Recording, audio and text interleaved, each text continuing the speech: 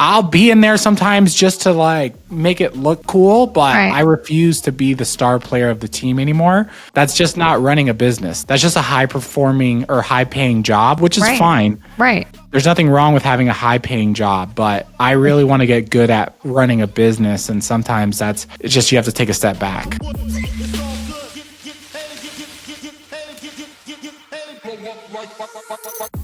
We are live. Welcome, you guys, to the Deals Aloha podcast, where we talk about real estate deals, hope to leave a long-lasting impact on our audience, and of course, spread aloha. Gee. You can find us on all social media platforms at Kamohai and Tristyn. Let's go. Let's go. You guys, today we have Brian Davila, a real estate investor out of SoCal, Southern California, and we met a couple years back. I don't even know how, just through social, connecting in various ways.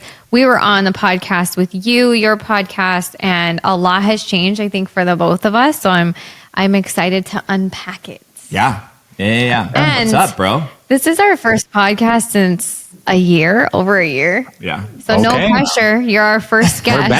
We're back. I'll be the guest. Let's do it, baby. But thank you so much for jumping on with us, dude. Like we it's just cool when you've been in real estate for a number of years to see the transformations and really the ebbs and flows of the people that you've been watching for a really long time. And I know that you've been through a lot of that, and I'm excited to unpack it here. But just for the audience, if they don't know you, who are you? Yeah, who am I? So I am a bald man with a beard. A crazy beard. Some may say the best beard. Award-winning? I trimmed it down. It used to be wild, and I was going to Grant Cardone's office, and I was like, you know what? Let me get this thing together. I was like, let me clean it up, because I know they're going to roast me in his sales room, so I was like, let me just clean it up. But, so funny. Classic. Yeah, so if people, for people that don't know, so I'm a house flipper, wholesaler, real estate investor from Southern California. I've been doing real estate since 2016. I'm coming up on like 400 transactions closed. Yeah, and that's about it. I have a podcast, Brian Davila Show, and that's it. Same stuff. Parent, have 4 children, 3 cats, 2 dogs. What else? I got a wife. Yeah. Christian. Love on it. Fire for Christ. Bold as hell. I love it. Bold as heavens. Yeah. That is so cool. I love it. But do you dye your beard? No, I have red hair. Yeah. That's naturally that's thick and bold, huh? If you grew your hair out, would it grow out? It would grow out, yeah. Okay, it would. Yeah. I'd have a little, it'll be light right here, but I would have like a little afro. Are you ever going to do it? No, after COVID, I just got used to it, and I was just like, all right, it's simple, it keeps it easy. Yeah. I feel like what about you guys? You guys are big TV stars since the last time. You guys were on. I was at the dealership the other day, and you guys were on TV. I don't know if I sent you a picture or something. I was like, oh, they're on TV. We are. See, I told you a lot has changed. Yeah. I was like, bro, they look like they're almost the same height. This is like edited for this sure. is not real. You guys were speaking and she was like right here. I was like, rather she is they have on me something. on like a box. They make her stand on an apple box every time. All right. Next to That's each all other. right. So. Because it makes it so much easier for the cameraman because our height differential is just so dramatic that the camera guy just can't get both of us. You know what I mean? Yeah. But yeah, we are on TV now. It's pretty wild. How's it been being on TV? It's exciting. It's challenging. It's all the things. I mean, you never know what to expect when you choose to live your life out in the open like that for the world to see. It's very vulnerable. Yeah. Is it real? Yeah, dude. That's every house you see, we've bought, we flipped, we made money, we lost money, like all the things. They obviously make us dramatize some things for TV. You know what I mean? But I would say the one thing that was super important to us is that the production company that we worked with were able to tell our authentic story. You know what I mean? Yeah. Like we're not TV people. We never thought we would ever be on TV. It wasn't a goal. It wasn't on the vision board. So it was a learning curve for sure. I think we're still learning, but it is very weird to walk outside and not be able to go anywhere. That's the because- biggest change is when you go to the grocery store or you're at the gas station, like people know you. But Really? but you don't know them. You know what I mean? But it's like, hey, what's Dang. up? Like, you know, so it's Oh, that's constantly cool. being recognized, and you always got to be on. You know what I mean? Oh, really? Yeah. Yeah. I feel like right now I only get recognized about once a day. That's still a that's- lot. It's but it's not like half of them they don't even know my name. With you guys, it's gonna be a lot deeper because some of mine are like short clips and little things here and there. So mine's like I've seen you, Where but do I it's know not you like from? oh my god. Yeah. So yeah, I gotta step my game up to get to the where they know you part.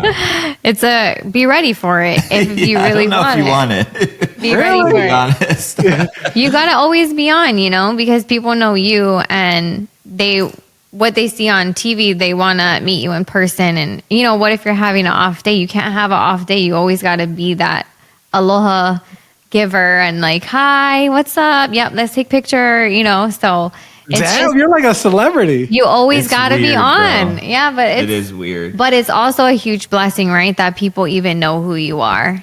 Yeah. So, I think at the end of the day, the only reason we got into TV was for more opportunities quicker, right? Like we Right. were like, okay, we have this goal. This is where we're going. TV will get us there a lot faster. And we have seen just like a ton more opportunity come from it. So yeah, and All right. we're going. enough about us. Yeah. Okay. Seriously. Okay. How did you get into real estate? Dude, I got into real estate because I had no other choice. I was a high school dropout drug addict with a child at 19. So not a lot of other options. So I was like, you know what? Someone told me that they were in real estate. They were making $50K a year. At the time, that was like more than what I was making working Heck two yeah. jobs. Yeah. So I was like, dude, sign me up. And then one of my first days at real estate school, because I was a realtor originally. Okay. The teacher was talking about how he made $100,000 his first year, and I was like, $100,000? Yeah. No way! And then, I just been addicted to real estate ever since. So Yeah. thank the Lord. So you started off as a realtor. When did you transition into actually investing? And what did that look like? I'm also interested in like how your experience was as a realtor. Like, was it good? Did you learn a lot that helped you navigate into the investor space? Yeah, I think I was a pretty successful realtor. I got up to making like $500K a year as a realtor. Damn. So I was a pretty good. I was like literally the top agent at most of the offices that I worked at. Okay. So it definitely gave me a huge advantage when it came to investing in real estate because I understood the contracts, I understood escrow, I understood loans, I understood comps, I understood appraisals, I understood the terminology. I understood real estate. That's where a lot of people struggle in the beginning because not only do they need to learn sales and marketing, but they also have to learn real estate. So I started investing with a big Advantage. Sure. Yeah. So, but I got into house flipping because at the time I was selling short sales to investors. Okay. And one of the investors told me he was making about $65K a flip.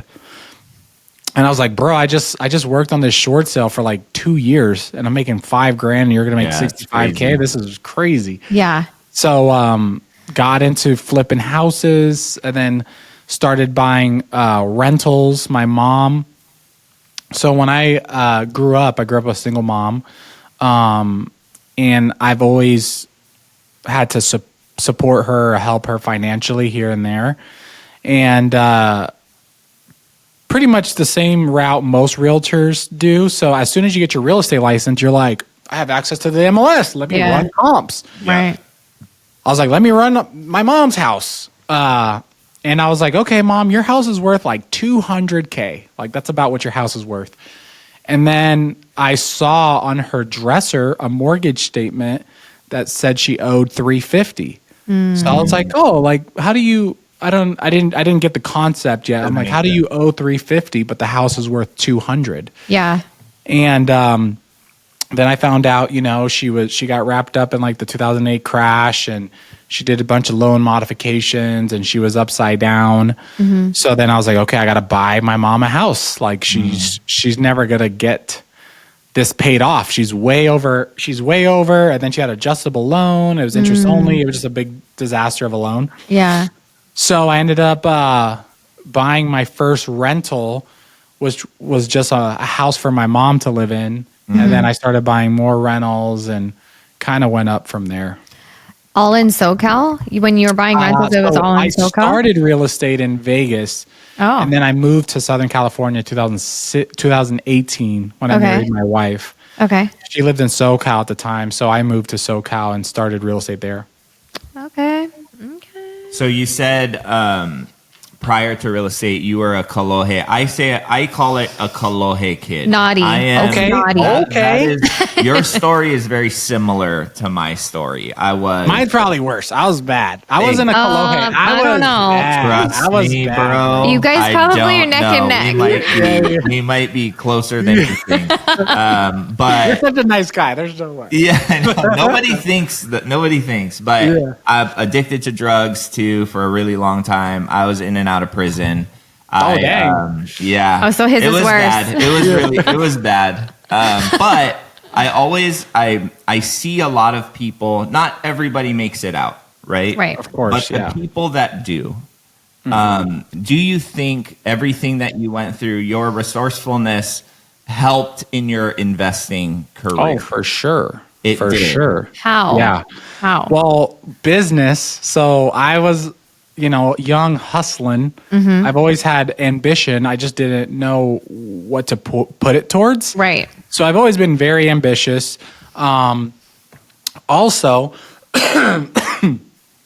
let's say when you're around murderers and all types of people like that, you don't fear cold calling. You don't fear door knocking. You don't fear going into dirty houses and just doing these weird things, because when you come from hanging out with people that have done XYZ or whatever the case may be, you just don't fear a lot of things. So when I talk to people and they're like, man, I want a cold call, but I'm scared. I'm like, well, You're like, don't be. This isn't scary. I don't even say don't be anymore. I'm like, well, that sucks. It's going to be tough. If you can't cold call, if you can't knock on the door. You're like, trust me, there's a lot more scary things out there.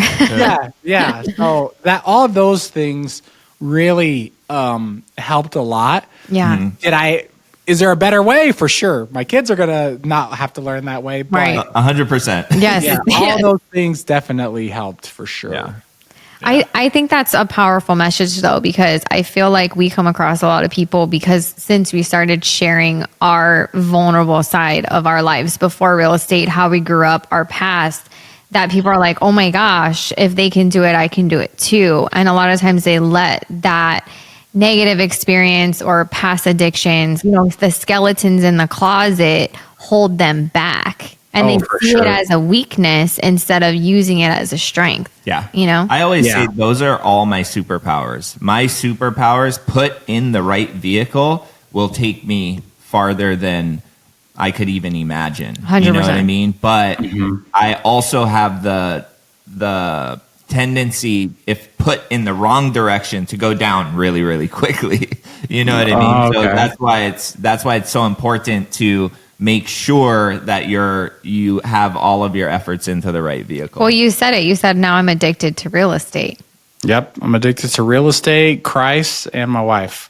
Love that. Those are That's all you really need. I know. Yeah. See, we are closer than you Let's stay in common. Yeah. We're keeping in common. you just don't have a beard. That's all. Yeah. I can't grow a beard, bro. I am one of those guys that cannot do it. You could put the things that people put to grow their hair, you could put that on your face to grow a beard. Oh, no way. Does your wife like your beard? She doesn't be like, No. She likes to have a beard, but when I let it get out of control, she's just like, what are you doing? Yeah. I'm just like, I don't know. that's so funny. Being lazy. Okay, so then talk about that transition from realtor to investor. How was that? Because you said you just started flipping houses, but like, Yeah. where did you learn to flip Did you have any houses? construction background? No. So it's interesting because it actually took me like a year and a half before I had the idea that I wanted to flip houses to actually like doing it. Because I got wrapped up in like analysis paralysis, like, hey, like what kind of insurance do I need? What color do I need to paint the house? What kind of flooring? I don't know construction. Yeah. All these things. And then finally I just reached a breaking point where I was just, and this actually like happens in my life over and over again. But I got to the point where I was like, hey, I need to buy a house. Like literally, I'm tired of talking about it. I'm tired of posting about it. I actually have a poem that I could read you guys about Please this. read it. Please read You want me to read it to you? Yeah. Yes. Yeah. Okay. You maybe have heard it before, but it's not original. This is not a Brian Davila original. So But it's a Brian Davila inspirational. it's a Brian Davila inspirational. Okay, so it says things that aren't doing the thing. Okay? So it says preparing to do the thing is not doing the thing. Scheduling time to do the thing is not doing the thing. Making a to-do list for the thing is not doing the thing. Telling people you're going to do the thing is not doing the thing. Messaging friends who may or may not be doing the thing is not doing the thing. Writing a banger Instagram post about how you're going to do the thing is not doing the thing. Hating on others or yourself for not doing the thing is not doing the thing. Hating on other people who have done the thing is not doing the thing. Hating on the obstacles in the way of doing the thing is not doing the thing. Fantasizing about all the adoration you'll receive once you do the thing is not doing the thing. Reading about how to do the thing is not doing the thing. Reading about how other people did the thing is not doing the thing. Reading this poem isn't doing the thing. The only thing that is doing the thing is doing the thing. And that's literally where I got to, where I was like, I need to buy a house. Yeah. Like, Yeah. At some point, you just have to, if you want to flip houses, buy a house. Right. That's literally it. Right. No talking. There's no videos. It's, you got to do the thing. So that's where I got the shit or get off the pot. You know what I mean? Yeah. It's literal. I love that because I think we talked about something like that recently where it was like busy work doesn't mean it's constructive. Doesn't mean you're moving the actual needle, even though it's more like you're just delaying for whatever reason you're delaying and you're like tricking yourself into thinking you're being productive. But if it doesn't actually put a check marks next to that goal, it ain't doing nothing. If you're not doing the thing, you're not doing the thing. That's literally what it comes down to. I have a question for you guys. Yeah. Okay. Kind of a personal question. Yeah. Okay. What is the thing that you guys need to do right now in your guys' life? I have a long list, I feel like. I need to sit down. I have a lot. I need to sit down and is think not about doing the what thing, the for thing sure. is. No. No. And I have been doing this because I dread it. It does not give me energy. I hate it and it almost freaks me out. It's categorizing transactions. That is like for bookkeeping and taxes. Oh, bookkeeping. Yes. Bookkeeping. That Why is don't you just hire a bookkeeper? I Dude, I did. cannot I find a good have, bookkeeper. and they're not I cannot it. find a good bookkeeper, bro. I will refer you guys a bookkeeper, and you guys will use them, and it will be good. Question: If I hire your person, which I'm 100% want to do that thing, which I have a bookkeeper, but if I hire them and then they send me a whole list of things that I still need to categorize, I'm going to go crazy. Well, is that where you're at? Did your bookkeeper send you that, and you're just not doing it? Yeah. Yes. Well, you got to do the thing. I got to do the thing. I told you asked me. That's very personal. I know. for me. What is your you? thing? Hold on, I want to hear you. What do you got to do? I have a lot more of things, but what is your thing? I mean, my thing is always deal oriented. So I have to sit down and get very clear with my sales team on what their expectations are. Like setting KPIs with them or something? Yeah. Yeah. Instead of just like going because it's working, but it could be better. Yeah, we're leaving a lot of money on the table. You're just not doing like daily trainings or daily meetings or something Yeah. like that? Yeah, but I'm torn away because of filming, and it's like that's my excuse. You know what I mean? Yeah. Like, Oh, yeah. if I'm literally filming from 7 o'clock in the morning till 6 o'clock at night, when do I have time to be able to do that thing? You know what I mean? 6:30, 6. Yeah, or 4. Yeah. Well, exactly. There's always an excuse, right? And then I think when you do have just a little bit of space to breathe because you're not filming or you're not in that meeting or you're not in that Zoom, it's like, I deserve to just have a minute to relax. Yeah. Right? But I Yeah. think Instead of doing that thing. But I think that too is like the business side. I think there's like personal things that also Oh, of course. I need to do I've with our been. relationship. Are you going to take me out on a date? Do you do date nights? You guys went on date night? Do you do date nights? Oh yeah. Yeah.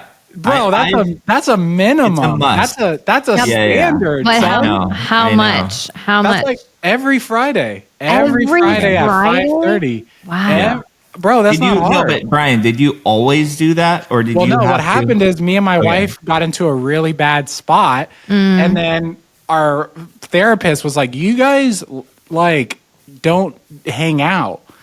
And then once it's kind of like that meme when you hang out with your wife and you're like, "Oh, you're not that You're bad." not that Yeah, bad. yeah. See, Yeah. that's our problem because we hang out all the time. That's what. Yeah. So it's like we're always constantly together, like all the time. But are you And- guys working? But we're Yes. working a lot of the time. Yeah, Yeah. like it's different. It's a totally different thing. And Yeah, so our I was life with my wife work- too. It's not like we Yeah. were separated, but Yeah, it yeah, was yeah. like it's just the kids and it's this and it's the parents and it's going there and it's going there, it's going there. Yeah. Once we started going on date night, that was a huge game changer for us. And now it's just a standard where it's like, hey, the babysitter shows up Friday at 5:30. That's literally no matter what. That's it. the schedule. It's in the schedule. So she shows up, we go out, we come home 8:30 if we're going crazy 10.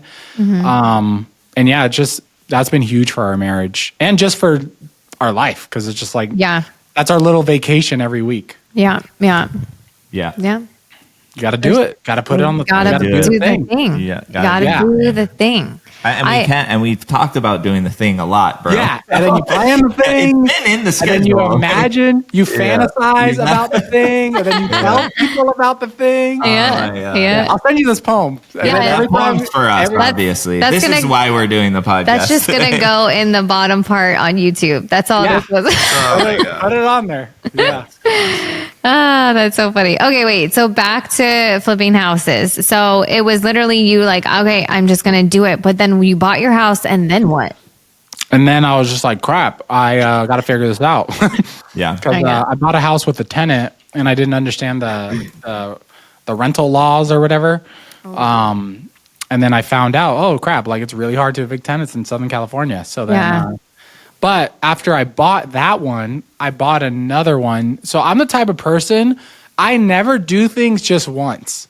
Like if I do something, then all of a sudden I just keep hammering that thing. Yeah. Like seriously, no matter You what. have an addictive personality. I waited to buy my first Rolex in 2014. I bought 3 Rolexes. I'm not even joking. Within the next month, I swear. That's For classic. years, I would Hilarious. look, and then I was like, "All right, I bought one, and then I bought another one, and then I bought 4. I bought my wife 2. I was like, all right, like now we're building a relationship with this salesperson. That's And hilarious. then I was like, all right, then I was like, oh shit, I don't know. Poor Rolex. That's nuts. So do you still have those rentals? Yeah, the rental. Not The Rolex. He's like, Rolexes. yeah, I I said have the the Rolex Rolexes. is right Yeah, here. Rolex. I know you got the Yeah. Rolexes. Don't get Yeah. me started on Rolex. See, we could just talk about like I know. not real estate. Why you guys have Watches Rolexes and- or what's the No, thing? he I looks love at like watches. I do love watches, but I'm like the same way. I've just always held off. I've had an opportunity to somebody that I know has one. Like, yep, let's go. But like, I've just never done the thing. What do you want to? What kind of Rolex do you want? I mean, I feel like you have to have the classic Submariner, Yeah. to get into it. But like, I love APs, like all of the crazy ones. I think you too. should just buy one. Don't buy the only more. thing that I regret is, and I always do this, I always cheap out on the first one, and then I end up going back to buy the one that I actually want. So I want? end Yeah. up, Yeah, yeah. I literally end up. Which one did you end up getting that you wish you got the first I got a time? chocolate day date. See, I love the chocolate dials too. Yeah, Those it's are rose gold. crazy. I spent like I think 47 grand on it. Yeah. And I don't wear it, but whenever it is an occasion, I wear it, and that's like my go-to. And then the one that I bought before that was like a two-toned. Literally haven't worn it once. Like I haven't worn it. This one, I beat the crap out of this one. your daily. But yeah, I would just go for the one that you want, and the good thing is you could just sell it, and it's not like you lose a ton of money on it. Yeah. Yeah, I'm not a watch girl, so please don't buy me a watch. I'll buy you a watch. Buy me a Hawaiian bracelet or something with diamonds on that goes on my fingers. Okay. there you go, Yeah. a ring. Yeah, ring. But Okay, Yeah. so how did your first flip go? Because you had to evict somebody, and we've evicted somebody.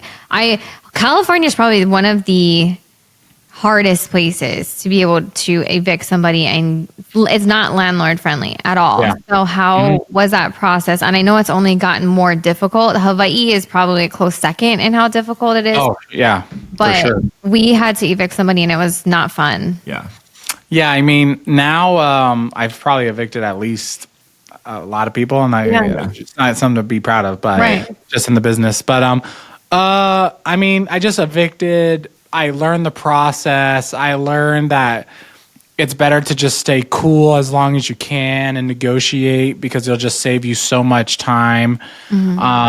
But the good thing is, after I went through that, I ended up being like the tenant specialist here in SoCal. So anytime people had houses with tenants, I would buy them because I understood the laws. I understood how to talk to the tenant. So it ended up making me 7 figures learning that little niche. Yeah. But yeah, it wasn't that hard. Like, let's be real. Real estate is not that hard. No, it's not. Real estate is simple, right? It's just not easy, but it's very simple. It's like you file the paperwork and you wait. You know, Pretty much. if you want to be savvy, go talk to the person and try to negotiate something that financially makes sense for the amount of time you're going to have to wait. Yeah. So It's crazy how that challenge when you first started ended up being something that you just gained knowledge about, became an expert in, and then it made you a ton of money. I feel like a lot of people don't take action, and it's because they lack information. Yeah. They just yeah. let fear hold them back. You know what I Totally. mean? Yeah. yeah, and that's all of us. Like I've been talking. So the thing that I needed to do Yes. for the last since 2022 was buy more rentals, because I fell off the rental train. Yeah. And then I was like, I need to buy cheap rentals because these rentals don't make sense anymore at these purchase prices. So I got to do the thing. And then I had a podcast like about 6 to 8 weeks ago. And I told the guests, I was like, listen, if I don't buy a damn rental in 30 days, I'm going to pay you $2,000.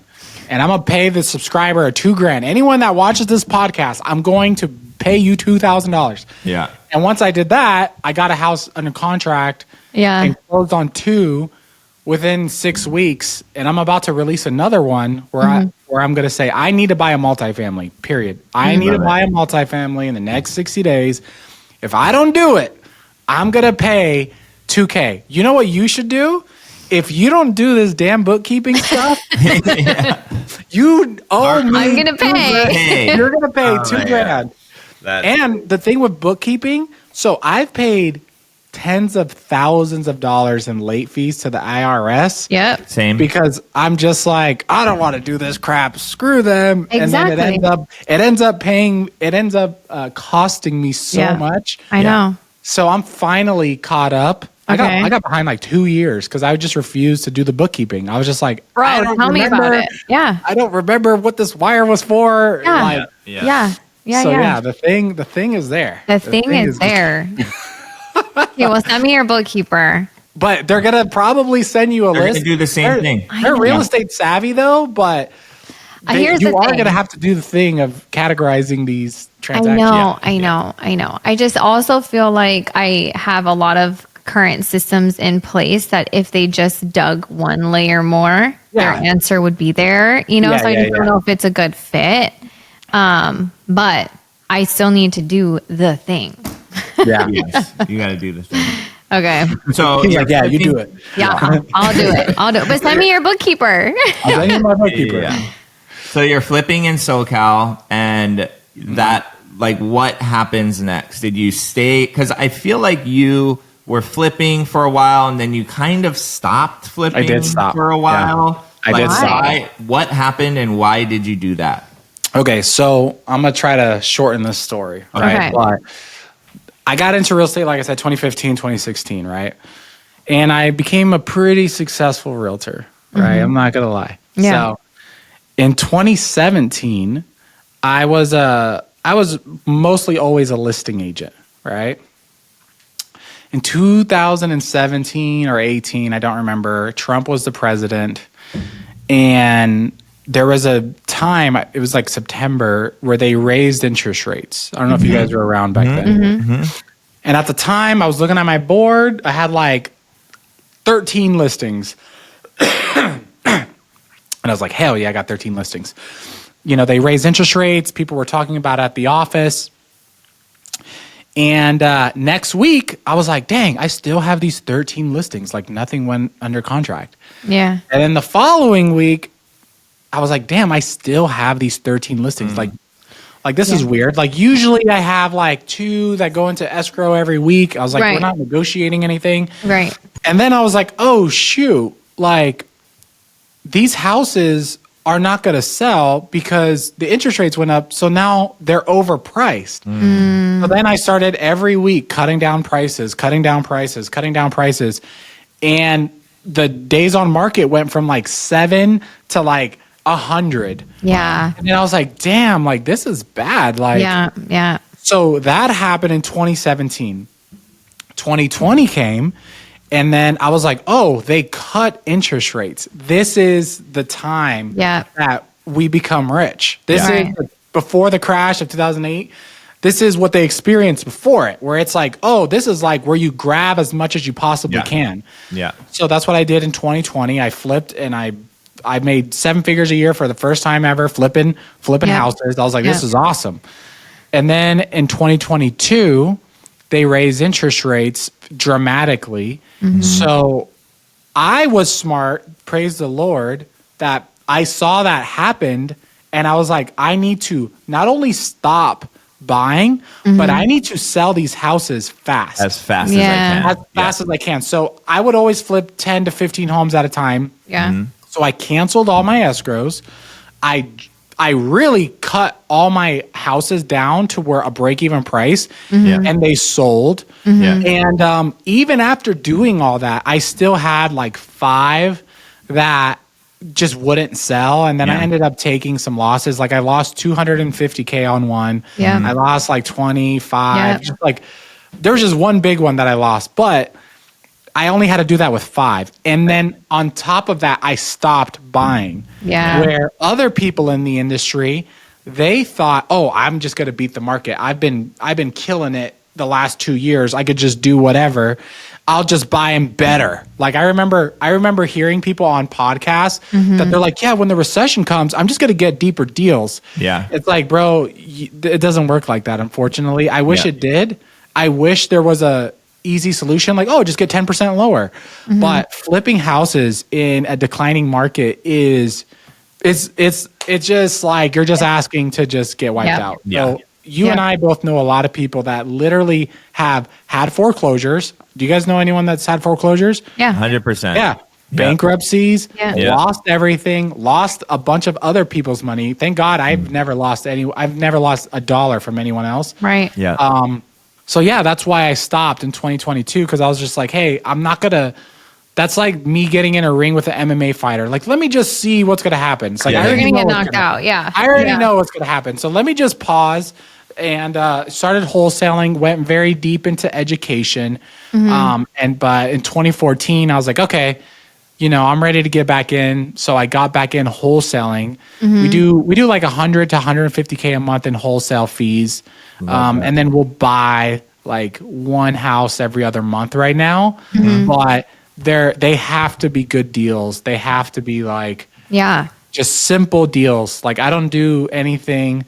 I have like main rules: no tenants, no busy streets, no chasing one comp. I don't care if I'm not chasing that one high comp anymore. Yeah. Right. So just keeping it very simple. I built a sales team out finally. I finally found a COO. So like that bookkeeping crap that you're going through, I finally found someone that can do it, and it's just worth it, because then I don't have to like. You're not in it every day. I'm not in it. That's the other thing. Before, I was the star player of the team always. I'm the star. I'm the one that scores. I'm the one that closes. I'm the one that does XYZ, and everyone's just there to help me. Yeah. Now I'm the coach. Right. I'm not in the day-to-day anymore, and I put that boundary in place where I'll be in there sometimes just to like make it look cool, but I refuse to be the star player of the team anymore.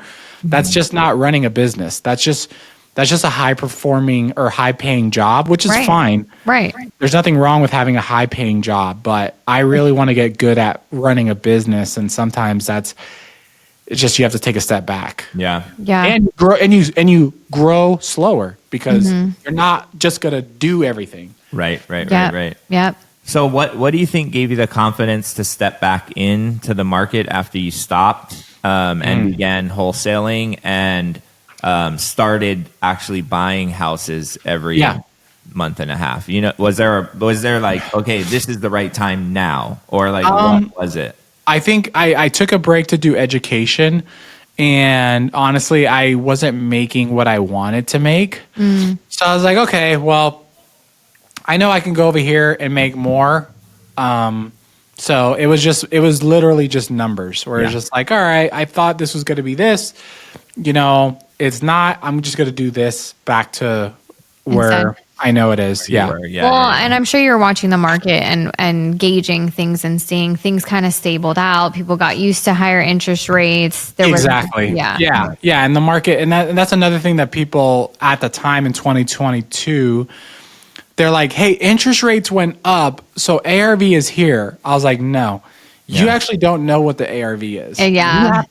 It needs to be there for 6 months to 12 months for you to see it. And it was like, it would go to 5, and then it went to 6, went to 7. And it's just like, there was just no way to actually know what a stable ARV was at the time. So that's why I just stopped. I think, do you guys know the Boakleys? Yeah. Yeah. We Boakley do. Brothers. Yep. The Boakley brothers, they lost $1 million on one house. One house? One house. Wow. Bro. Yeah. That's Because crazy. they talk about it, but it's Yeah. because think at I've the heard of time, you just didn't know. And Yeah. you can't, and the thing with investing is you can't bet on I don't know. That's not you can't. investing. That's not investing. No, that's hoping on a dream. Like shooting in the dark. It is shooting in the dark. Yeah. Investing is just numbers, period. Exactly. It's just numbers. And especially if you're in luxury markets or higher price point markets like Hawaii, like SoCal. And even like, I know the Boakley bars, they Vegas. like luxury though. Yeah, In they're Vegas. Luxury, You know? Vegas, yeah. So like you're not losing $10,000, $5,000 in those situations. You could lose seven figures. 6 figures. Yeah, exactly. Yeah. Exactly. Wow.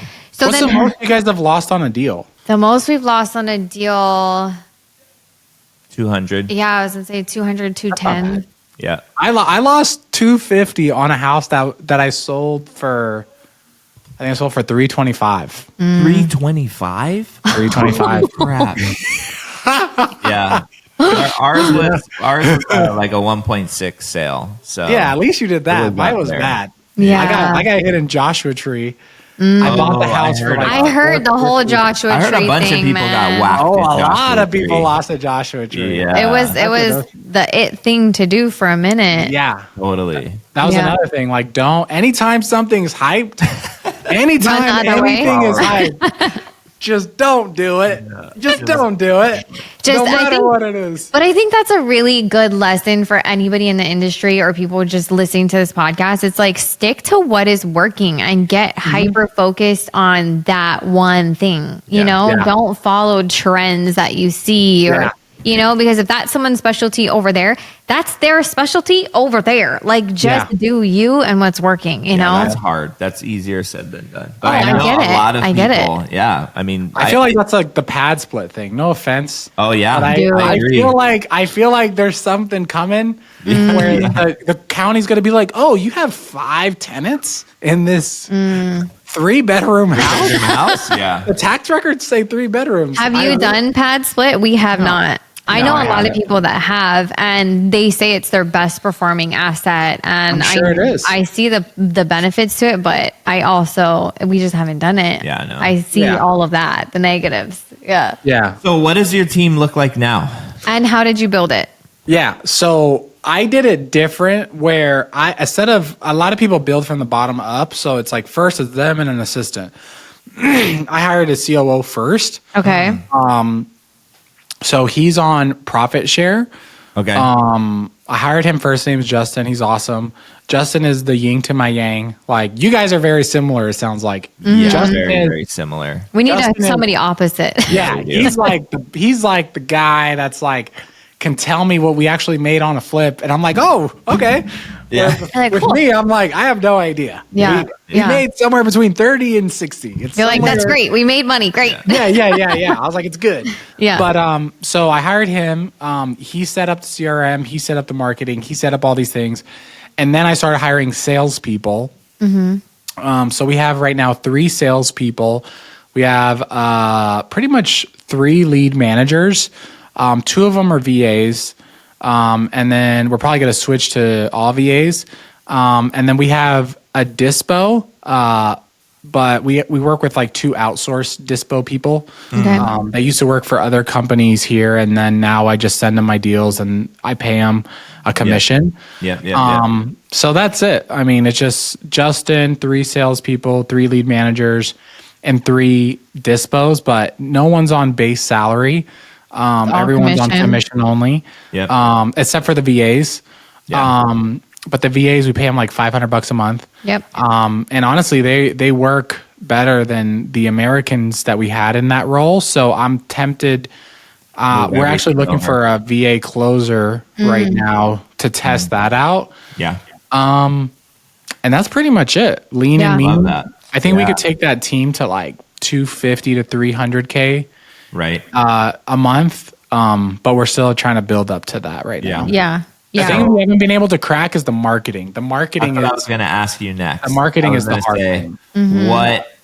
Well, are you focused in one area, or are Yep, you in SoCal. multiple? Or you're just in SoCal? Yeah. And what marketing are you guys using? we're doing a lot of texting right now. Okay. Really?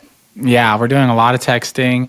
We're bringing on cold callers. We have PPC running right now, but honestly, we haven't been able to like crack it to where it's actually like really profitable. And then we're sending out mail this month. But honestly, it's been texting and then like my like my following, like people Yeah. sending me deals. Yeah. MLS also. That's it. Yeah. Okay. Yeah.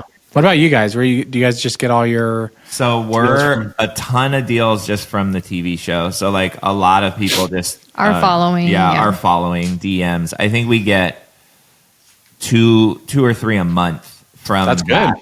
Yeah. And then we SEO. Like That's we've good. been building a lot of our leads come from all inbound stuff right now. Yeah. Oh, that's really good. Yeah. So through our website, we do a little bit of PPC too. We have some PPL stuff, but like I don't like it. It's not doing very don't well. like Do you use any PPL providers? I've tried like Sell My House Fast, Lead Gens. I haven't been able to get anything to work. Yeah. What I've really tried to focus on is like whatever we're doing, we want to try to make it 10x, because once you start getting into like 3x, 4x, it's just so tight. Like it's just so tight. Whereas like, okay, you could have a couple bad months and then it just doesn't even make money. Right. Work. Yeah. Is there I mean, if you're open to sharing, I'll share dollar whatever. amount are you guys spending monthly? We're only spending right now like $7,000 a month. Wow. Not bad, dude. No, it's not bad. unreal. Yeah, because I refuse to. I'm not gonna do this like scale 50K a month to try to make 150K or No. 200K. Like it Yeah. just doesn't make Doesn't sense. make sense. So we keep our marketing. We have to get a 10x on marketing. Yeah. Or I'm just not gonna do it. Yeah. Yeah. So texting we got there, cold calling I believe we could do it. If we're bringing on 5 cold callers, it's probably going to cost us about $5K a month. Right. That should be able to bring in at least $50K Yeah. minimum. So Right. we just focus on like trying to get 10x on our marketing. Where are you finding success with your VAs? Like, are you using a specific company? Are you finding them yourselves? Because Justin. So let me just describe Justin. Yeah, right? So why this don't you guy. I want to Describe know. Justin. Yeah. How Where's did you Justin? find? Let me show you what he Justin? looks like. Let's. He was pull actually a Justin. student. Oh, okay. Really? He was actually a student. So I'm going to Okay. teach you guys how to find your own Justin. That's There I you need. go. We need our own Justin. That's what you need, because Yeah. you guys are the same. I could just tell. Yeah. So let me see if I can get Justin's picture up. I don't know if you can see Justin. I'll send you a picture. He's Chinese, right? Okay. Or he's actually Korean. I don't even know what he is. Okay. But Okay. grew up with 2 parents. Like this guy's never been to jail. Like literally, yeah, all the opposites of me, right? Yeah. And you. So Yeah. like solid, super freaking nice guy. Like Yeah. no ego, super nice. So that's number 1. Okay. Number 2, he got a little hurt from the 2022 thing that happened. Yeah. So he was in real estate, was making good money, and got hit, right? So he knew enough to do real estate, but because he came into it like in 2021 or 2020, He didn't rode have enough that easy experience. wave, man. Yeah, he went to the easy thing, and then he got what everyone else got, including Yeah. myself, including you guys. Yeah. So he was like, okay, I don't like this. I don't like that I could get hit like this, right? So I recruited him. I was like, dude, you know what? You are smart. You understand real estate. Come work with me and we'll build this big thing instead of you trying to build it yourself. Because obviously, like, if you could, you would have done it by now. Like, Yeah. it would have happened.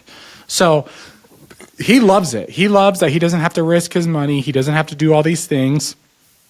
He's not really a sales guy. He's more of Right. a marketing operations guy.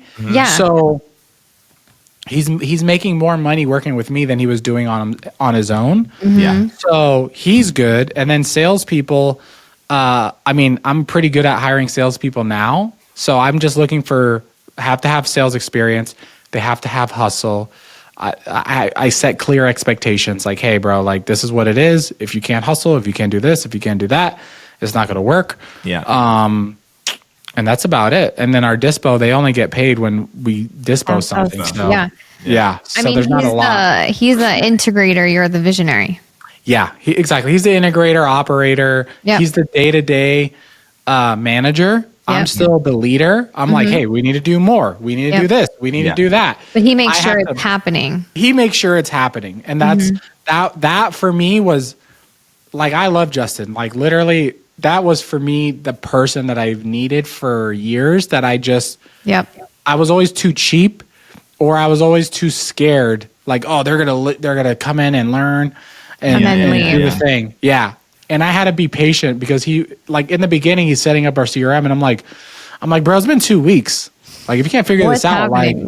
like, Yeah. like what are we doing? But Yeah. he's just good. So that's what you guys need to look for. You need to look for someone that has experience and can run a day-to-day operation and just culture-wise is just like a great fit.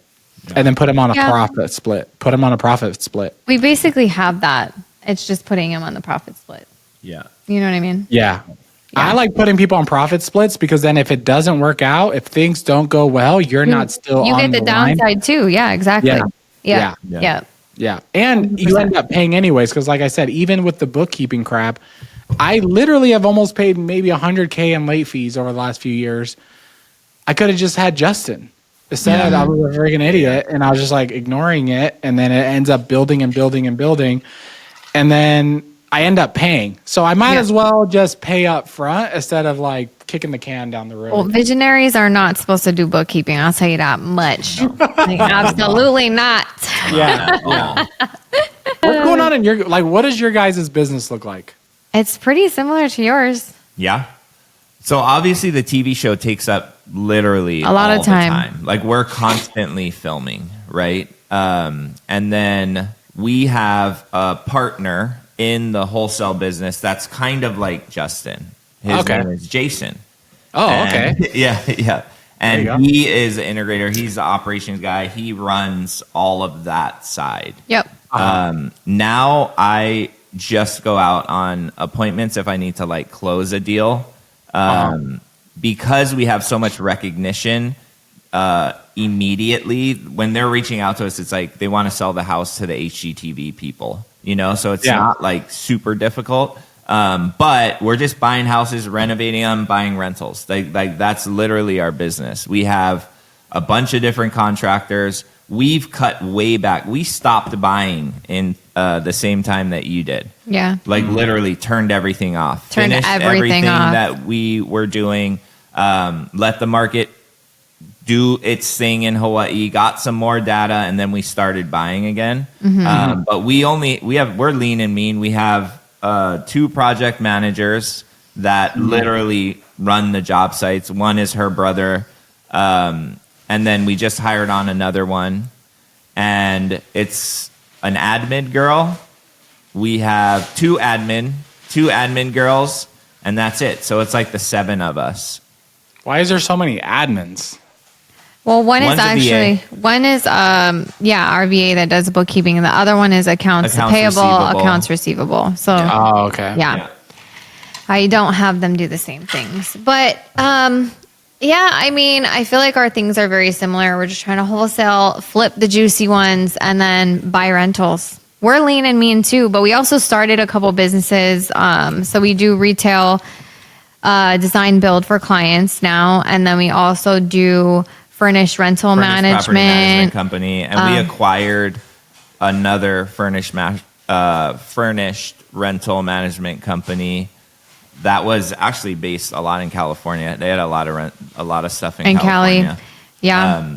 But we're not like focused on building that. We really built that company to service Our own rentals. portfolio. We have a lot of midterm, short-term stuff. So we were just tired of paying somebody else to do it. So we brought Jason on. He built the company out.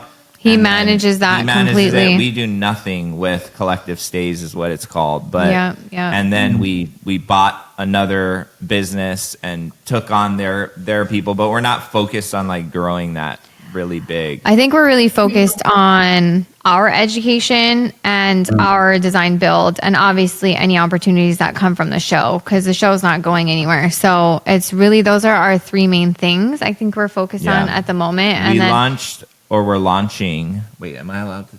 I don't know what you're going to say. The flooring? Oh, yeah, you can. I mean, it's officially. Yeah. It's there. Our first flooring line through Shaw Floors. So we have our own line of flooring. It's like we got to design it, and then we got 6 different floorings. It's named after us, and we can sell those things now. So that's cool. Really cool. Yeah. And then we were saying no for such a long time when people were reaching out to be like, hey, can you renovate my kitchen? And I asked myself, I'm like, why are we saying no? Like, why aren't we saying yes? So we just found the team to be able to say yes. So I'm focused on growing that for sure, because less risk, honestly. What about do you guys get a lot of listing leads from people reaching out to you? Yes. We've been thinking about getting our license. I'm not going to get my license, but Why don't you guys just get like a partner agent that they're just like, yeah, and that 100%. too. We have to. That'd be easy money. Right now, we send them to one of Of three three. people, and then they just kick us back. You know Yeah, what I yeah, mean? Yeah. But it would be much more profitable if one of us got our license, or if we brought on, like you said, a partner agent. Have Yeah. you ever thought about brokerage? Yeah, starting a I brokerage. would never do a brokerage. Never but do I it. would, Yeah. Okay, but why? Because Why? there's no reason. Liability. Like, dude, so get this. My last broker, right? Who's still my broker? So shout out to my broker. Shout out broker. Dope office. I'm talking about dope office. Mm-hmm. No rent. I paid $375 a transaction. What am I like? What am I gonna be a Yeah. broker for? Yeah. Am I trying to save $375? Yeah. Like, Yeah. what am I? What's Doesn't make the? It literally it just mathematically doesn't make sense. So it's like, I'll pay the $375. You could even charge the client the $375. Just $375 needs to get paid. Yeah. The brokerage model is just going so downhill where it's just like there's brokerages that are free. It's like, oh, it's free. Like, just Yeah, use yeah, no yeah. escrow. So it's just like that business Yeah, model that's doesn't what make it is. sense. So like, I'm just like, hey, I love my broker, $375. Bam, there you go. Like, What about title and escrow? Have you thought about trying to get into that no, space? but what I have thought about is buying a property management company. Okay. there you go. I want to buy a property management company. Mm-hmm. I believe that's the only business that I would buy because it's reoccurring revenue. Yep. It's very sellable. Yep. Like, it's very, very sellable. If you list a property management on LoopNet, it will sell. Yeah. So very sellable, very secure. And then it has, I think the word is ancillary services, where You can add on all Yeah, these you other add things. on, you get Yep. all the realtor fees, you get Yep. all the whatever. It just that is the only business that I want to buy because I just want something that's sellable, scalable, that once you build it, You can, yeah. Yep. it's set and you just have to work on managing it and you will get clients. That's the only thing that I want to buy. If I had a CPA that approached me that I thought was really good, I would do it because CPAs are also very sticky. I don't know how long you guys have been with your CPA, Yeah. but Yeah. Wow. Now. forever probably. Yeah. That type of business is what I want to look at. Education and wholesale, these are cash businesses where you make cash, Yep. but you're only as good as your next deal. You have Totally. to keep selling where Yep. I want to Yep. You build want something passive. that You want residual. reoccurring. I try not to Reoccurring, say passive. yeah. I want something Not that's fully passive. reoccurring. Yeah. Yeah. Consistent. It's makes super stable and consistent. Yeah. Our That's what I- first business coach did that. So he built this like massive long-term property management and Yep. he sold it and he made buku bucks. And we were just having dinner with him the other night and he was talking about all the ancillary services and all this stuff. I'm Yeah. like, shit, we're leaving money on the table, you know? Yeah. Exactly. Yeah. That's what I want to buy. That's what I want to do. I want to buy one, but that's why I took a step back from education because I was just like, hey, you know what? I did a podcast with Brandon Dawson. You guys know Brandon Dawson? Yes. So I did a podcast with him. I went to his office. I saw Grant Cardone's, all his stuff. I was like, all right, Brandon, if you had to go buy another business, you had to shut down all this crap, or someone's listening to this and they're thinking about getting into a new business, what would you tell them to do? And he's like, well, he's kind of like, he's a little interesting guy to talk to. Yeah.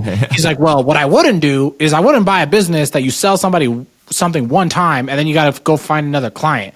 And I was like, ah, shit. And he's like, you want to get a business that you sell them something and then you sell them this thing and then you sell them the next thing and then you sell them the next thing, or Right. they come back again and again and again. Right. And I was just like, dude, the like wholesale and education is like, bro, you sell them one time, that's it. Done. Like, Yeah.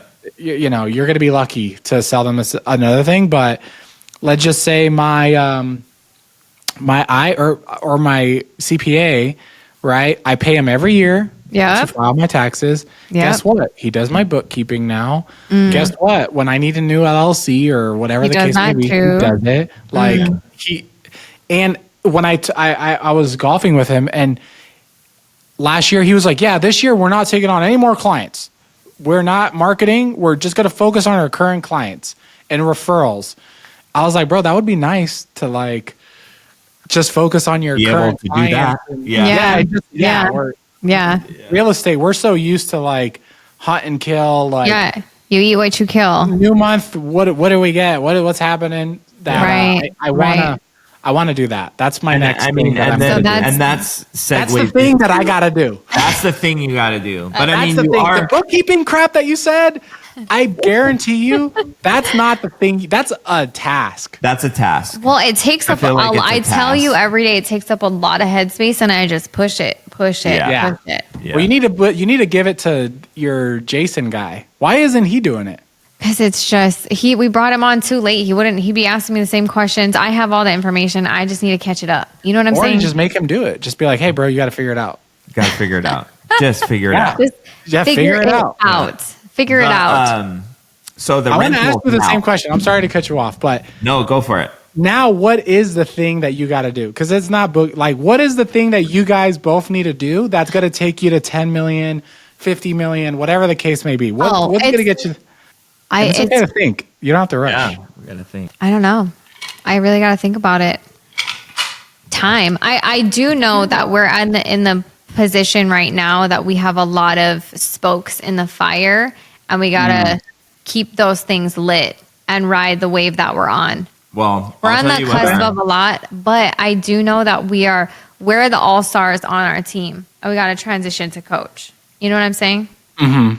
100%. Our business coach says we need to focus in on one of our businesses. He says that we have too much and we're spread too thin. So like the property management company is like, if you get that thing up to 250 doors, that's when you start becoming profitable. That's what and he you said. have to be, Yeah. because we're at like 65 or something. You know Oh, what I you guys mean? have a property management company. Yeah. Collective Where are the space. properties at? All All over. over. Florida, Hawaii, California, Oh, what the hell? Vegas. Yeah, so it's all of our rentals that we have, Oh, okay.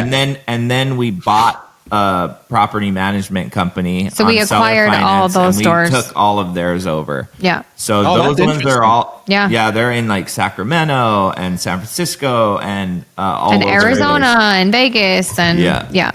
That's crazy. So he's like, focus in on that, or focus in on your design build company and just focus on growing that. He said we have too many things going on. But Yeah. I'm like, I hear him, but I don't want to accept the advice. You know what I mean? I love that. Yeah. That's the God's honest truth. Yeah. I'm like, no, I'd rather just find that integrator that I can hire just to build that business. Doesn't And work, though. I know, Yeah. I know. Dude, I think know. about this, right?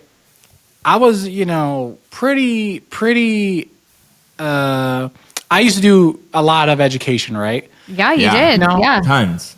It was sexy. It was fun. You get to talk to all the cool people. You get to speak on stage. You get all this crap, right?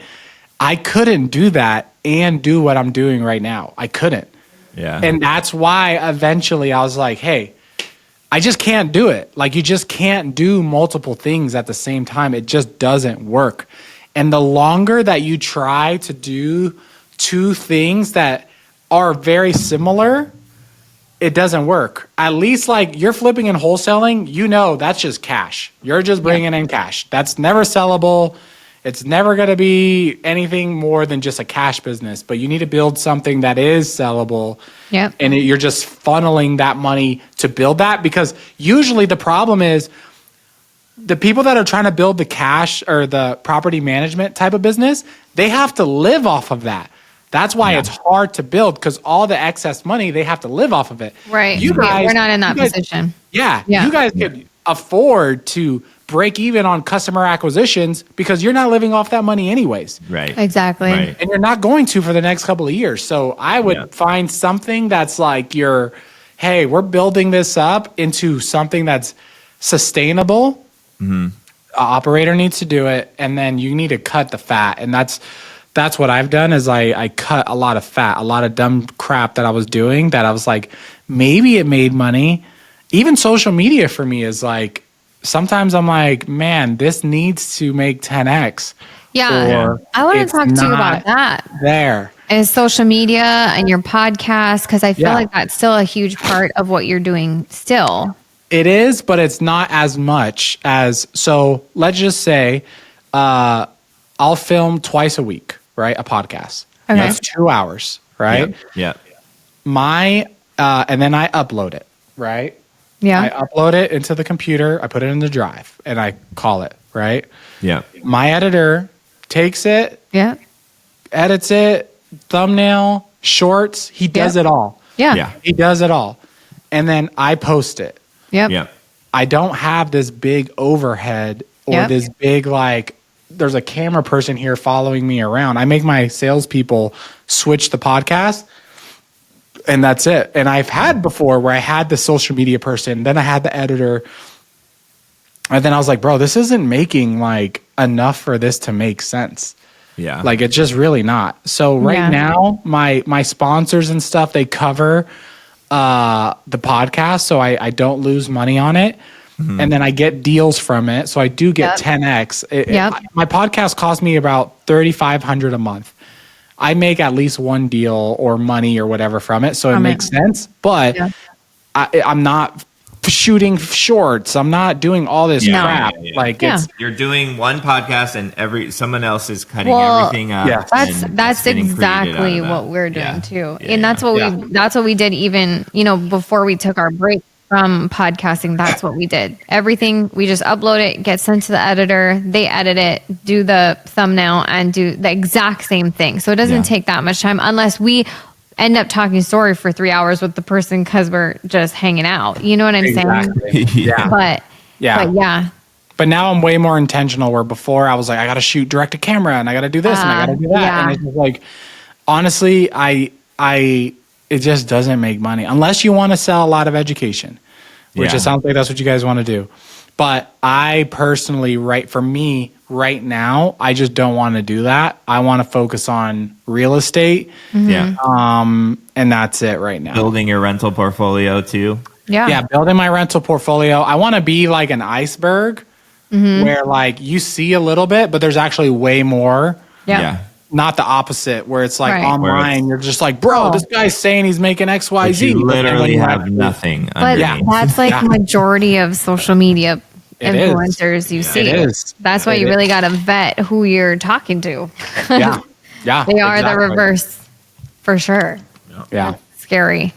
I mean, what do you say to somebody that wants to start a podcast though? Like, I think, do they want to do real estate? I don't know. They just want to start a podcast, because I feel like that is something a lot of people do. Obviously, we attract the real estate crowd because that's what the industry we're in. You know what I mean? Would you tell them to do it? No, I would say if you're not making $100,000 a month, you should not have a podcast. Yeah. Like, period. Yeah. Like, if you haven't figured out real estate, your what are you ass should talking not about? be on social media. Like, you shouldn't. I was already successful in real estate before I started doing social media. Yeah.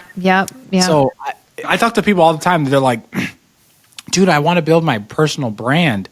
Okay. And I'm like, bro, you make like nothing. Yeah. You make nothing. But that's why you can't focus on two things at the same time. Something is going to take a hit. Oh, for sure. So you suggest if somebody does want to build their personal brand, okay, let me rephrase the question. What would you recommend somebody do if they want to get started in real estate? If someone wants to get started in real estate, they should rather go work for someone like you guys in their local market and commit to working with that person for 2 to 5 years. Like, don't go in there and try to work there for 6 months and leave. Yeah. Commit. And everyone that is here, I tell them like, hey, bro, if you're trying to learn and leave, I don't want you to work here. Yeah. Don't. Is that what you want to do? Like, right in the interview process, I'm like, Right. if that's your goal, tell me. And it's not going to work. And I've had people where they're like, you know what? I really need to go home and think about it. And I'm like, okay, And then as soon as they leave, I'm like, hey, it's not going to be a good fit. Yeah. Because Yeah. if you have to contemplate, Yeah. then no. So I would, if I were a decent hustler person that's in Hawaii, I would go work for you guys and be like, look, you shouldn't be going on these appointments. I'll close for you. I will be the top closer and I will help you. I will be an entrepreneur. I will come into your business and I will help you guys make money. Like, you need to be okay with helping someone else make money. Because if you help them make money, they're going to make money. Yeah. I think it's harder than ever. I think the real estate market is compressing. Yep. I think the days of like, oh, I could just come in and cold call and make money. I just don't think. I think those that's the days case are over. right now. I think it's just too hard. Yeah. It's too hard. I agree. It's too competitive. So Yeah. I think people should go work for someone and make that other person money while they make money and learn and grow and don't get a big head right away and think, oh, well, I could do this on my own. It's like, bro, Yeah. you could, but you could also make more. I bet you if you guys found a badass salesperson, Yeah. you guys would love to grow with that person. Oh, 100%. Oh, heck yeah. 100%. Yeah. Heck yeah. Heck Definitely. yeah. So that's what I think. I think that's good advice. Yeah. So hit him up on Instagram and if you guys get a focus on this, yeah. So I know we've been talking forever, but I have one last question. How I loved watching your journey into Christianity and God. Yep. Oh yeah. And I like, how did that happen? Talk about that. It was not there, And then it was. and then it was there. Yeah. I can talk about this for a long time, but Yeah. and I want to talk about being bold later. But so long story short, I was sitting in my house. It was a Saturday. I have a almost 4,000 square foot house.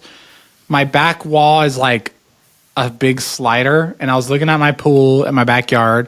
I had my daughter sitting on me, watching TV.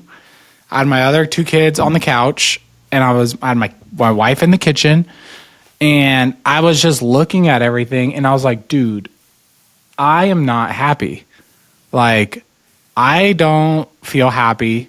I feel anxious. I feel worried. I feel like I should be working, but then I also should be here. And then I also feel like I'm not a good dad and I'm not a good husband. And I feel like I'm not a good business owner. And I was just like, pretty much just in shame. I was just like, just feeling really bad. And then finally I talked to Ryan Pineda, and I was like, dude, this is what I'm feeling. Like, I just feel unhappy. I feel always anxious. I feel mad. I feel all these things. I'm struggling with, porn. I'm struggling with just not being happy. Yeah. And then he was like, dude, you got to go to church. And I was like, bro, I don't want to go to church. Like, that's not what I want, Yeah. Yeah. And my wife and I were struggling also. Our relationship was struggling.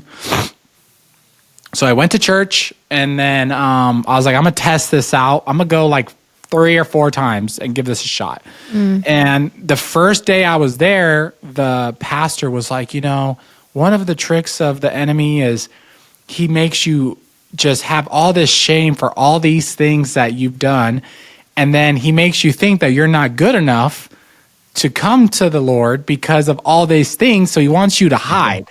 He wants you to hide all these things. And I was just like, bro, that's literally me. You're like, you're talking to me. Yeah. I was like, this guy is talking to me. And then I was like, all right, I'm going to commit to this. And I kept going and I kept going. And then I was just like, hey, you know what? This is true. I believe I need to get baptized. So then I got baptized, and then I feel like your faith is almost like a stairs where like there's like new levels. Yep. So, I mean, I've had experience where I literally am on just my knees crying, just praying to God. And I've seen people be healed. I've seen marriages restored. I've seen it all. So my faith is so strong. But it just started from just realizing like, hey, like you could have all this crap that you think you want. And then once you get it, you're going to realize like, oh crap, this is actually nothing. And it's hard when people don't have anything. They're like, oh, well, yeah. But easy for you to say. It's easy for you to say. But what I've realized is you could have both. You could have a strong relationship with Christ and be successful in business and have a good marriage and be a good parent. you don't have to do either or. And I feel like that's a lie that people get deceived by. Is like, well, you come back to this later. Like, focus on this money right now and then come back to it later, when that's not the case. You could have it all at once. So that's what I believe. One equals the other, I feel like, too. You know what I mean? The more you have a strong relationship with the Lord, it fills your cup in all those other areas as well. Yeah. So what is your guys' faith like? What are you guys at? Yo, I mean, Oh, I am a firm believer in Jesus Christ. I've been a Christian since I was in high school. And I think that nothing tests your faith more than your family getting ripped apart.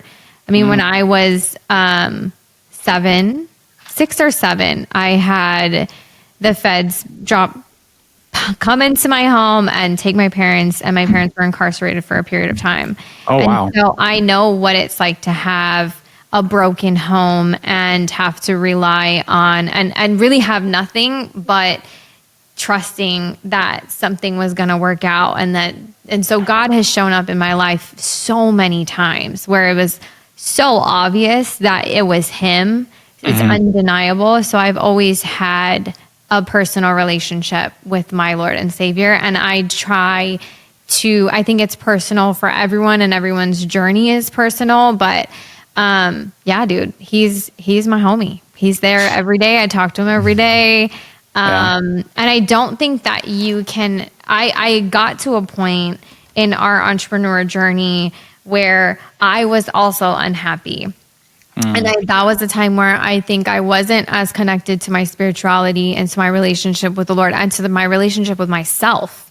You know what I mean? And where we were making $1 million a year. It was like so good. It was everything you aspired to have if you're a business owner, and and I was miserable. I was so unhappy. I was depressed. I told him several times, I'm like, I don't want to do real estate. I want to quit. Like, this isn't how it's supposed to be.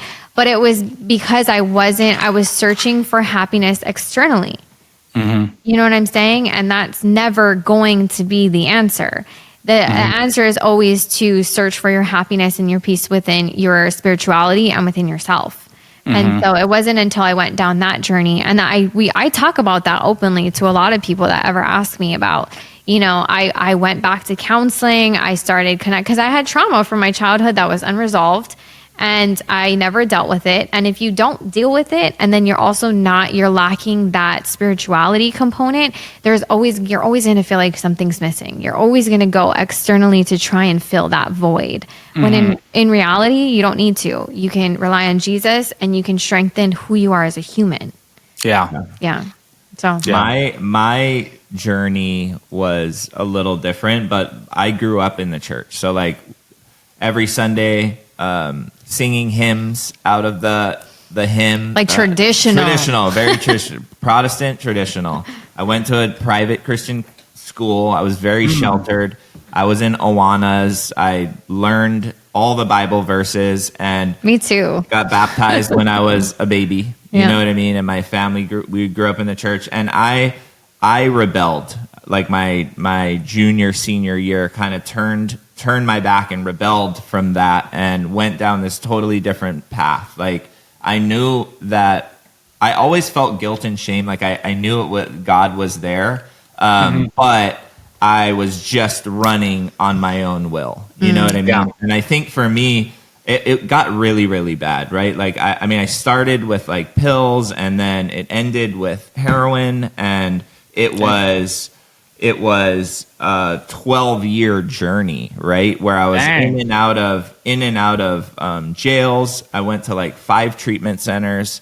At the end of the rope, it was standing in front of a judge, and the judge said, Kamohai, you're going to go to prison for 10 years. We're going to send you on your open 10, or you can go to this treatment center called Sand Island Treatment Center, another treatment center, but it's a 2.5-year program.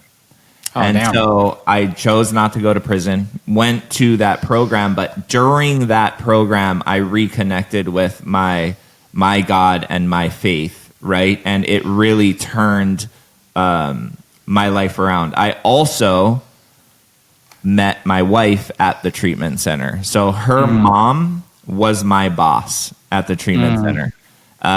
And I ended up working in the treatment center. I ended up staying there for 4 years.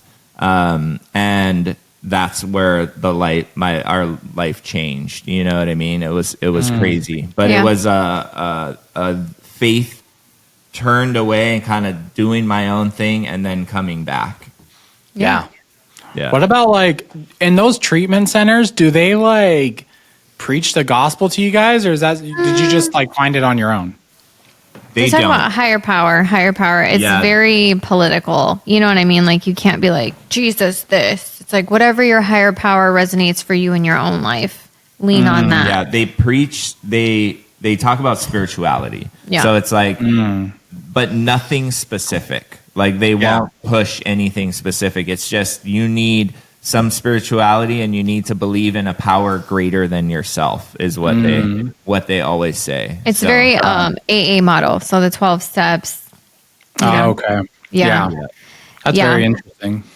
So how did you find your home church? Everyone at my office, it's interesting because everyone at my office was Christian, but I just didn't even like realize it. I was just like, oh, they're Christian. I don't know, whatever. Yeah. Like, it doesn't mean anything. Yeah. And then I just started going to one of the young guys here. Leads up to a good point about being bold. He was like, dude, come to church for, I don't know if it was Easter or something. And I was just like, nah, I'm good. And then he kept asking me, and then he was the one that actually, because I had the conversation with Ryan, and then he was inviting me. So then I went, and it's like, dude, after I got baptized, like 5 to 10 people in our office got baptized. Because I was just like, dude, you got to come to church. You got to come to church. And then so many people, we had a guy that like got baptized and joined a ministry school, like super on fire.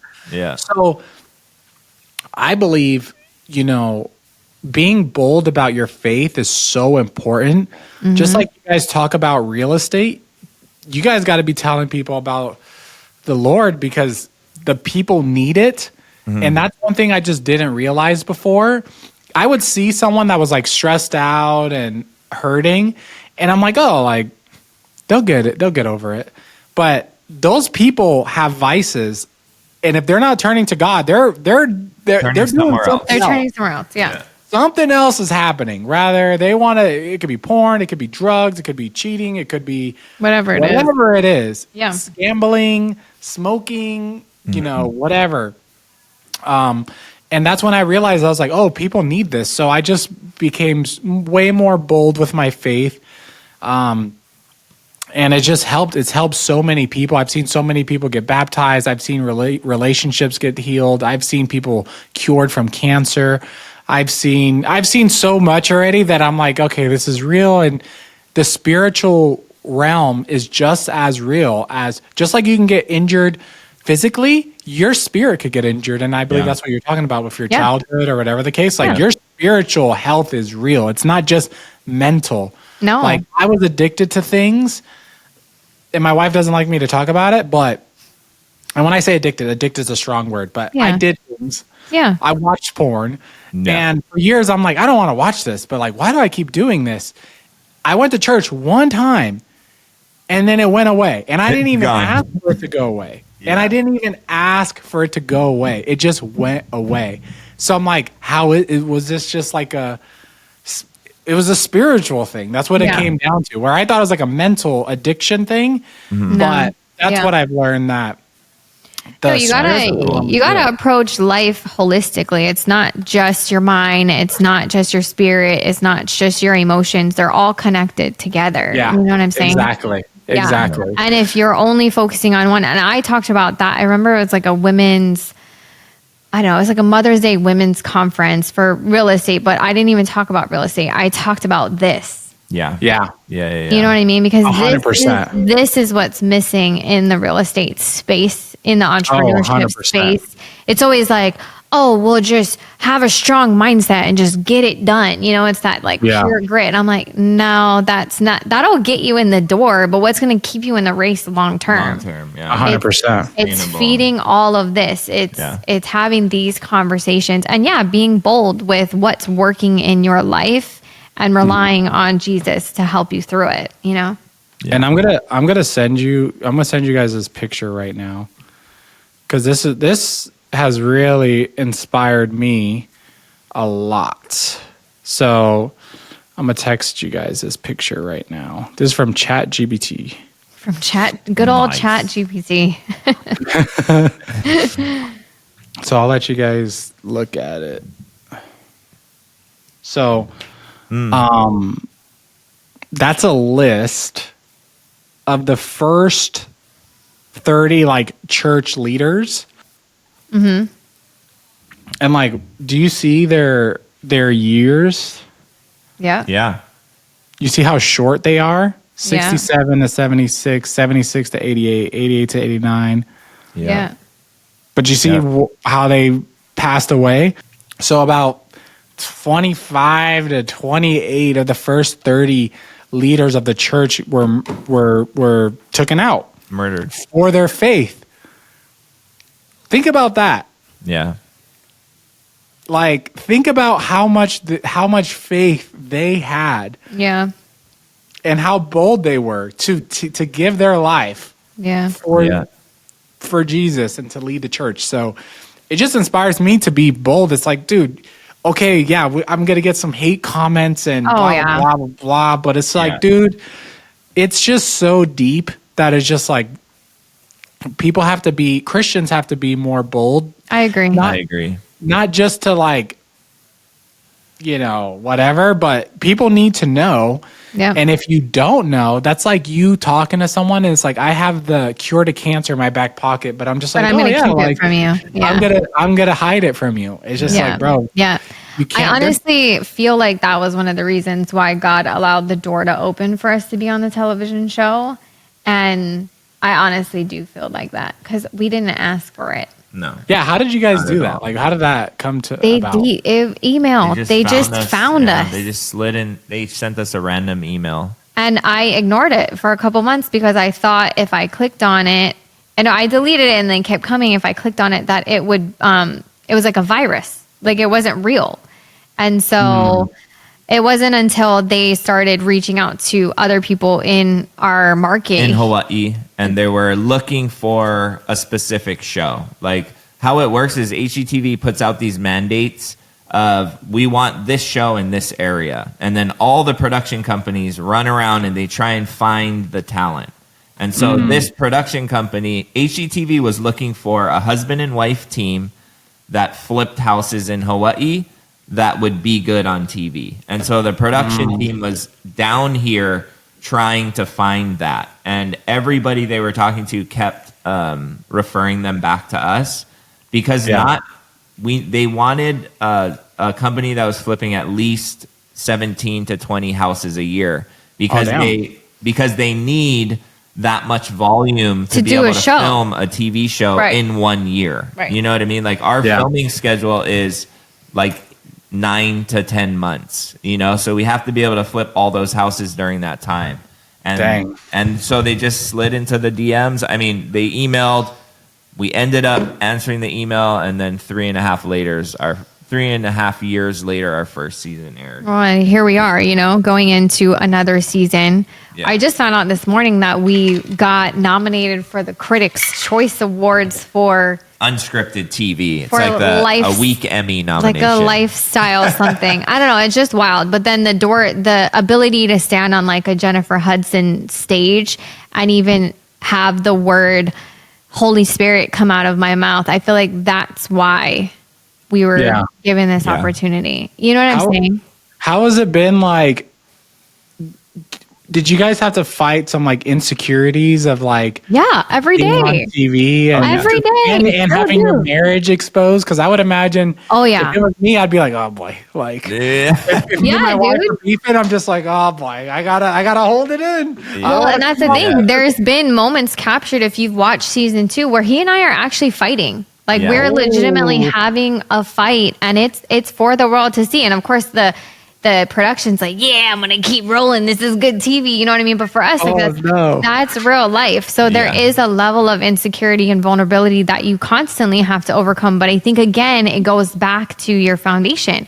Do you know who you are? Do you know your morals? Do you know your values? Do you know what you stand for? And if God's with you, who can be against you? So it doesn't matter. At the end of the day, it doesn't matter. And your foundation in your marriage, right? Like yes. at the end of the day, we wouldn't be able to do what we're doing right now if we didn't have a solid foundation in our marriage. We weren't rooted how we are. She's not my best friend. You know what I mean? Like it all. That's the reason why. So yes, we fight on TV, but our fights aren't crazy. And it lasts like 5 seconds, and then we'll get over it. But we're human at the end of the day. There's always going to be, and then there's also things like ridiculous things that people will tell you. You know, people will just hate on you, but it is what it is. Like it comes with the territory of choosing to live your life out in the open.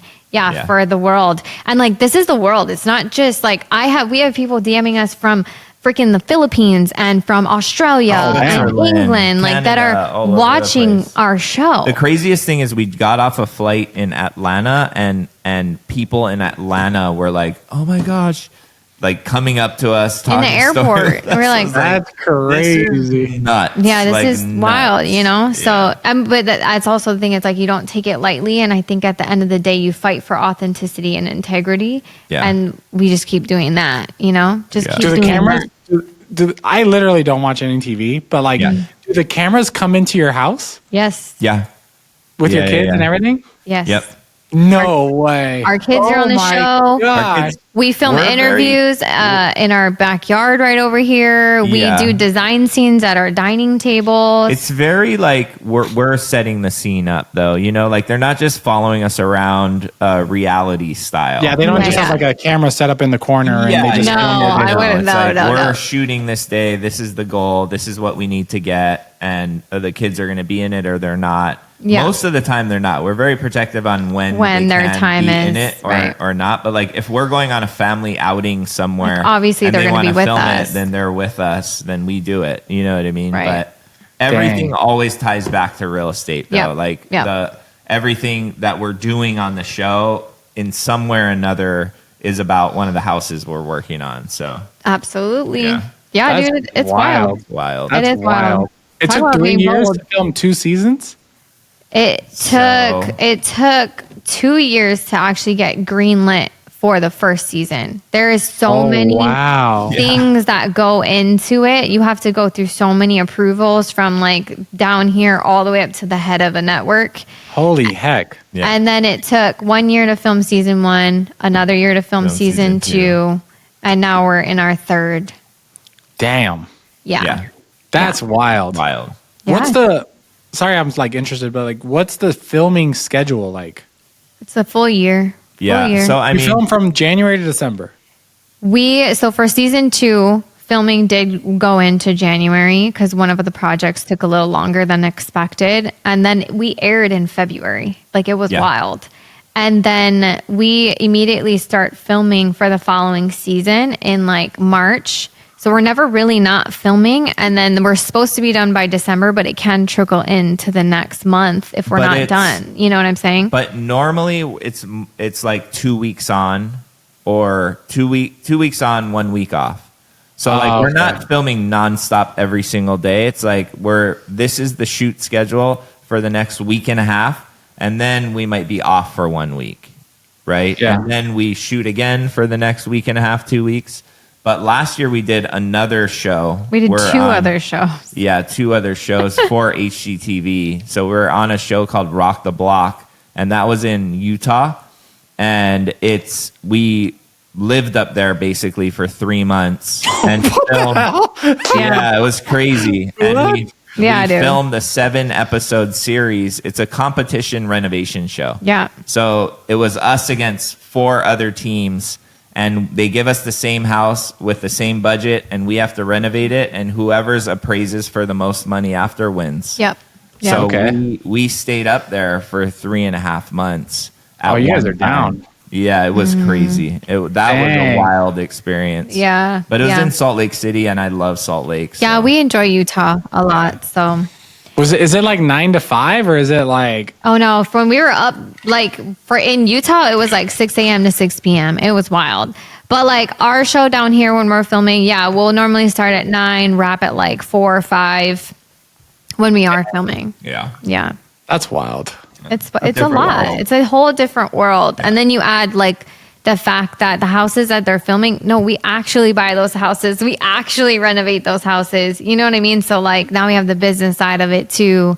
It's a song and a dance. Yeah. for So you have sure. to be more careful then, because like Yep. the renovations and Yeah. disclosures and all this Yeah. crap. The one Absolutely. good thing about the show is because we're on the TV show, we get these relationships with all of these companies that want to give us free stuff. Oh yeah, Because we market it. You There's know what I mean? benefits. There's a lot of tons benefits. Like now we don't have to pay for our flooring for our houses. We don't have to pay for our tile. We don't have to pay for, you know, like a lot of lighting, like all the stuff that materials that we would have to pay for. We then wouldn't can- just do it if there weren't benefits too, because Yeah. it does take up a lot of time. You know what I mean? Yeah, that's Yeah. crazy. Yeah, it's wild. That's crazy. the new world. Well, let's wrap this thing up. Yeah. Just one last let's wrap it question. up. Where are you? Where do you live in Vegas? I live in Henderson. In Henderson. So we're Okay. gonna be in We're Vegas. coming up to Vegas in October.